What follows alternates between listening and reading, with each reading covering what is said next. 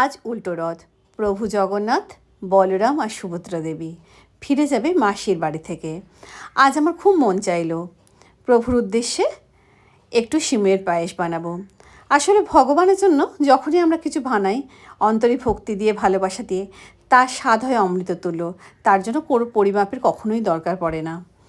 অন্তরে ভক্তি আর ভালোবাসা যে আছে। তো যাই হোক, আজকে যেহেতু সিমুই পায়েসটা বানাচ্ছি ঈশ্বরের উদ্দেশ্যে, তাই ভাবলাম তোমাদের সাথে একটু ভাগ করে নিই। প্রথমেই কড়াইয়ের মধ্যে ঘি দিয়ে দিলাম। এবার যে সিমুইটা ছিল সেটা দিয়ে ভেজে নেব।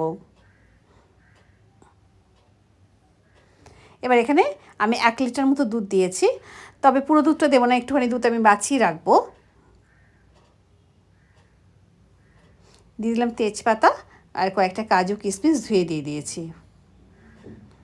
এবার এটাকে ধিমে আঁচে হতে দেবো। পরিমাণ মতো চিনি দিয়ে দিলাম। এটা যত ধিমে আঁচে হবে ততই এর স্বাদ হবে। আর যে দুধটা বাঁচিয়ে রেখেছিলাম তার মধ্যে দুটো 10 টাকা দামের আমুলিয়া যে প্যাকেট আছে গুঁড়ো দুধ, সেটা মিশিয়ে দিলাম। তাহলে একটা ক্রিমি ব্যাপার হবে, সেই জন্য আর কি। কয়েকটা এলাচ দানা ছড়িয়ে নামিয়ে নেব।